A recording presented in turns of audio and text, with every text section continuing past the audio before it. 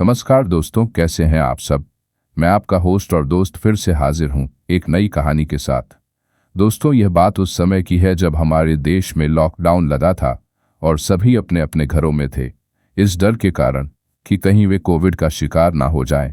लेकिन दोस्तों, क्या आपने कभी सोचा है कि उस समय अचानक लॉकडाउन लगने की वजह से जो ट्रक ड्राइवर थे उनके साथ क्या हुआ होगा।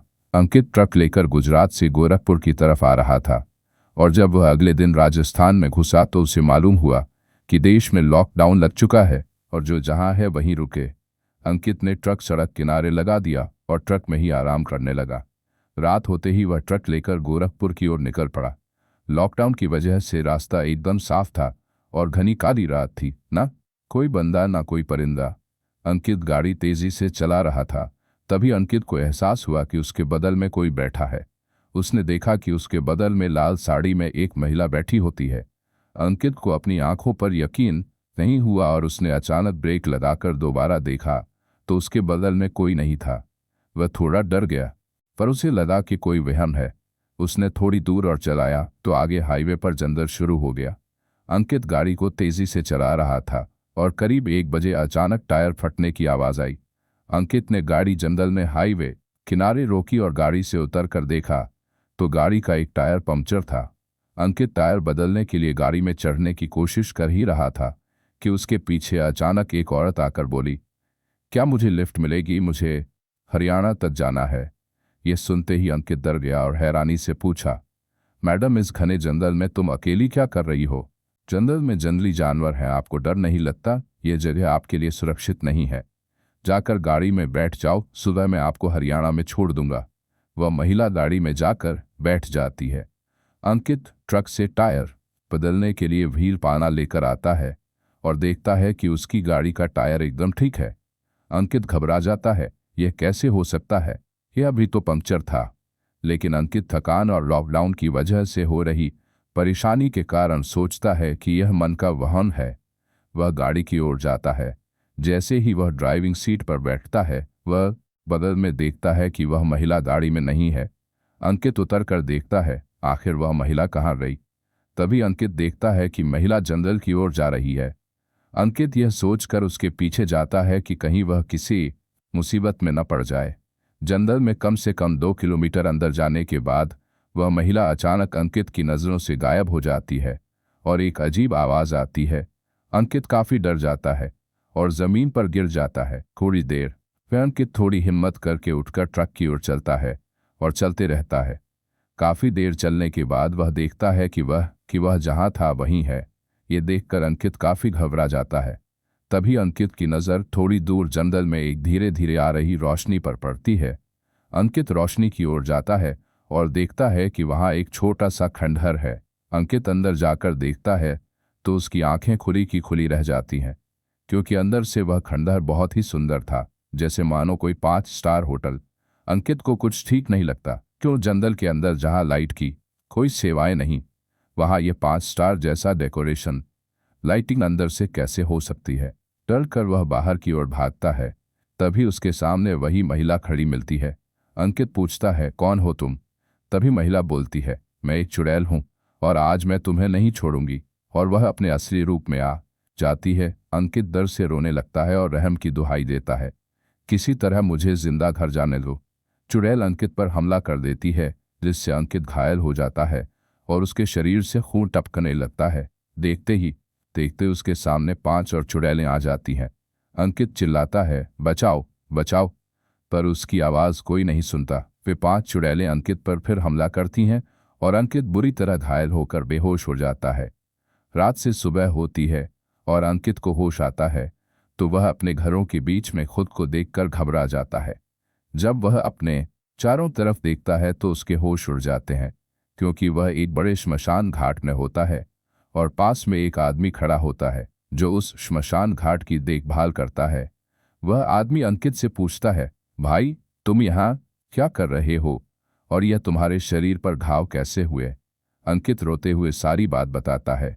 वह आदमी बोलता है, यह जगह काफ़ी डरावनी है, यहाँ कई दास्तान सुनी है पर आज देख भी ली, इसीलिए हम यहाँ शाम होते ही अपने घर चले जाते हैं। कई बार ऐसा लगा कि कोई हमारा पीछा कर रहा है, हमने पीछा करने की आवाज़ भी सुनी, लेकिन गले में सिद्ध किया ताबीज़ है, तो हो सकता है हमें कुछ दिखाना हो। वह आदमी अंकित का उपचार करके उसे ट्रक तक छोड़ देता है। अंकित रास्ते भर यही सोचता रहता है कि भगवान का शुक्र है कि मैं जिंदा बच गया। गोरखपुर पहुंचते ही अंकित एक अस्पताल में क्वारंटाइन हो गया। 10 दिन धीरे धीरे उसके घाव भर गए और जिंदगी उसकी पटरी पर आने लगी।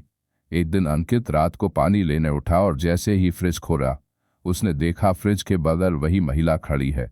अंकित बहुत तेजी से चीखता है। अंकित की चीख सुनकर बाकी घर के लोग अंकित के पास आकर पूछते हैं।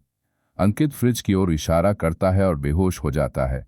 लोग उसके होश में आने का इंतजार करते हैं और अगले दिन घर वाले एक तांत्रिक को बुलाते हैं।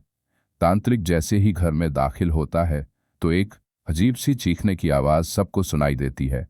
तांत्रिक तुरंत घर से बाहर आ जाता है और घबराकर बोलता है, यहाँ एक नहीं 5 चुड़ैलें एक साथ हैं तुम्हारे घर में।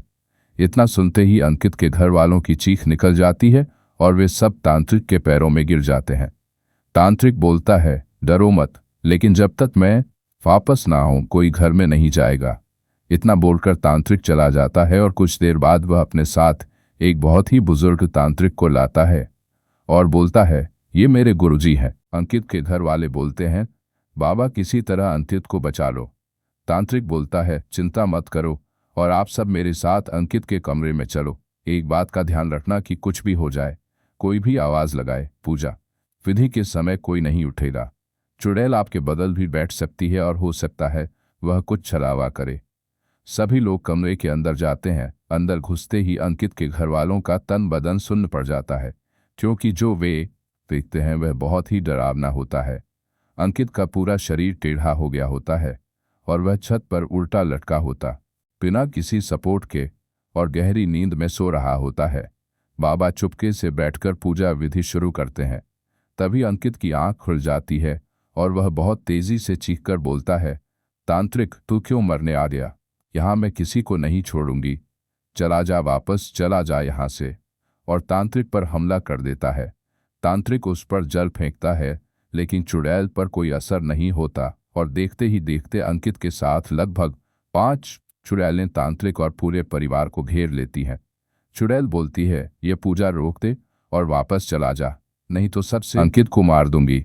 ये सुनकर अंकित की माँ बोलती है, बाबा बाहर चलो, नहीं तो वो मेरे बेटे को मार देगी।